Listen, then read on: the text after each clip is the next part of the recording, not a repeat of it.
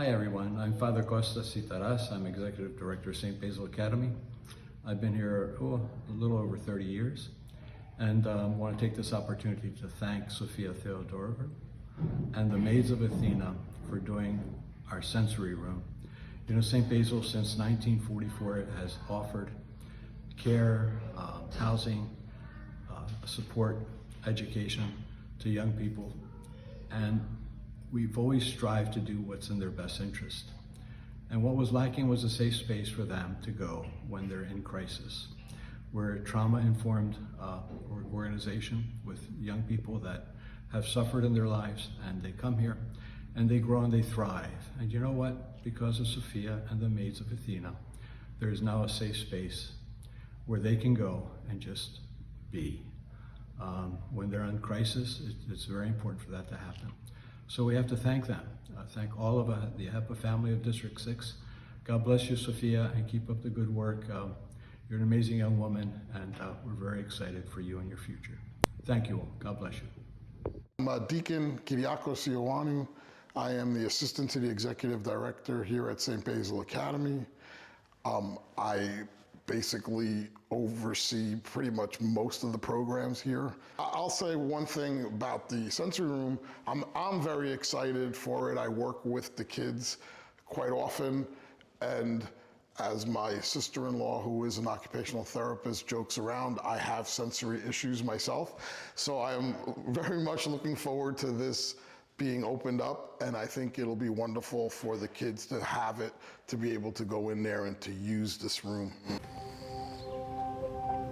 It was January 2025 when we finally had the opportunity to begin working on the room.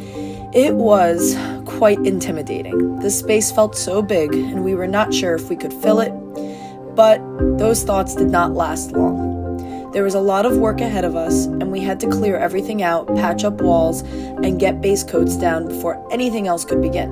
But we did not waste any time. We got straight to work. We were not alone. The staff and families at St. Basil were right there beside us, offering their time, their hands, and their hearts to help us transform this space into something meaningful. This was just the beginning. It was the start of something special.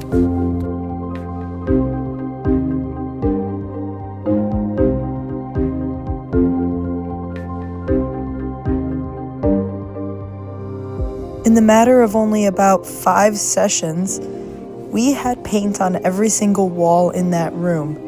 It took us 5 days to complete the murals that you're going to see on those walls. And it's all thanks to the people that came and dedicated all that time to help us.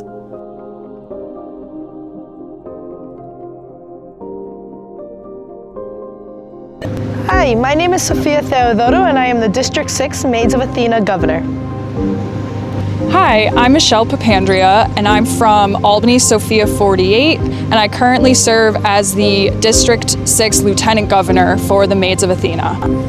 Hi, I'm Sileni Morales. I'm part of the Bayside Pygmalion chapter number 126, and this year I have the pleasure of serving as District 6 Treasurer and Secretary.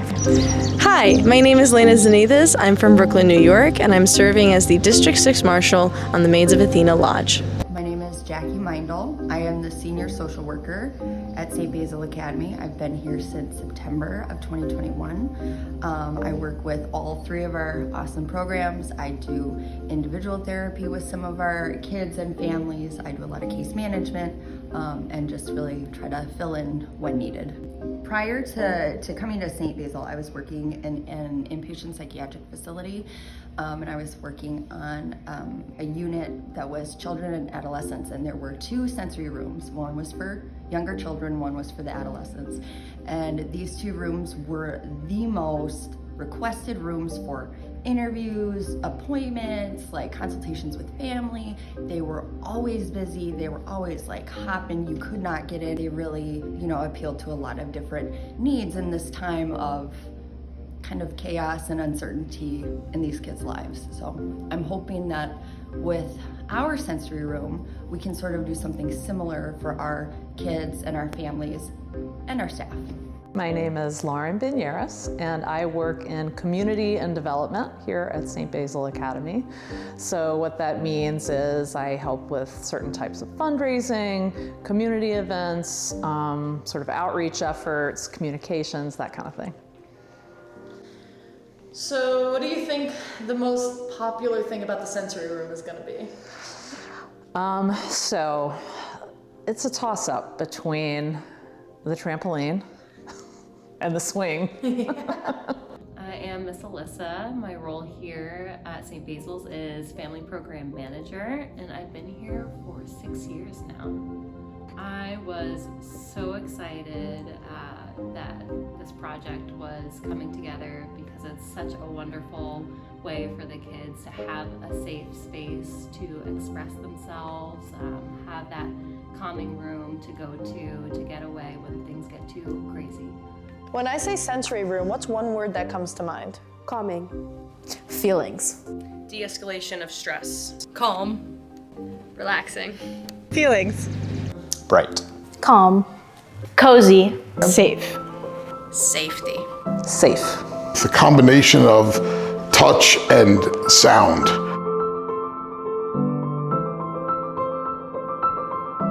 As the mural process came to a close, there were so many more details that needed to be done, whether that be individual details on the mural themselves or the adding of icons to the rooms. There was so much to do, even our giving tree that quickly grew with all of our donors on it. Our chapter's involvement in this project has been extremely special and meaningful from the start, from fundraising to planning out and encouraging our members to join the art committee for this project. We have been able to contribute so many different ideas and see them come to life, and that's been one of my favorite takeaways from the experience. I think this has given us all an opportunity to see really how far our reach can go and what we can accomplish, not just together, but in general as a community. I think the project has really brought us all together, not just as a sisterhood, but as people. And I've made so many new connections that I don't think I otherwise would have. And I think it's really just allowed us to get to know each other on another level. And I think it's really awesome. My favorite part of this project was seeing the younger girls in my chapter spark their interest in the project and sisterhood. It's just been an absolute pleasure being able to experience women coming together to serve our local and Hellenic communities.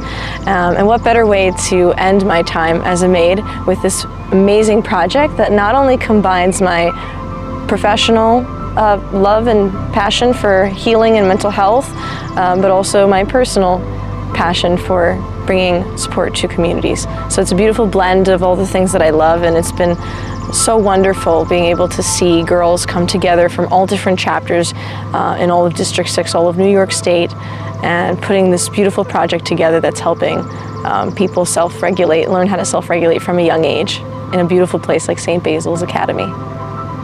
We decided to go with this wonderful project this year to bring closer together our communities to the wonderful program and school that is the St. Basil's Academy. And with this project, we really wanted to create an opportunity for our members to come together to build something that will last, that will truly create an impact for not just our community, but for the community of St. Basil's and for those in need. When I first heard about this project from Sophia, I thought it was a hit. I thought this was something that we had to do. It was going to be a lot of work, but it was going to be something really important that our lodge should definitely do.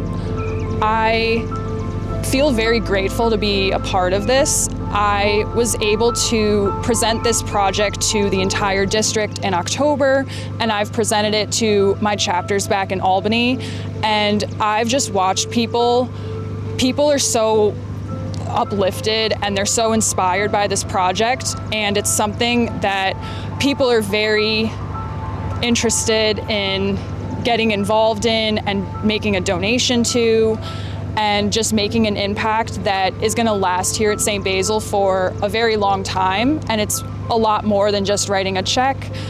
It's also helped us open up more conversations about mental health and the importance of sensory rooms, which is something that is super important for people of all ages, especially young kids, especially young women. This has really helped us.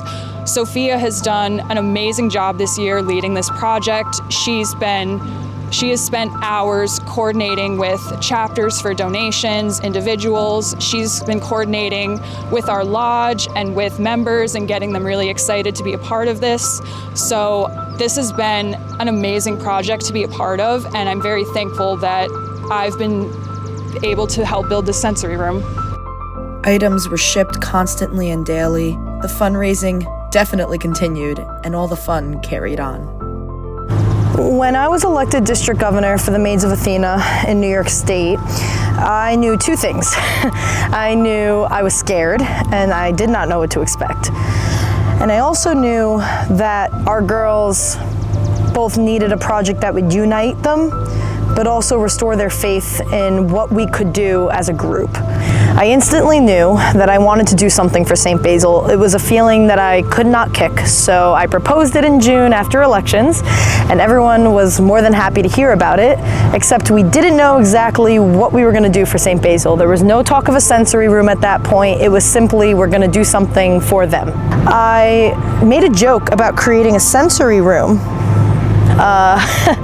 And I think I learned a valuable lesson in that sometimes when you make a joke, they're taken seriously.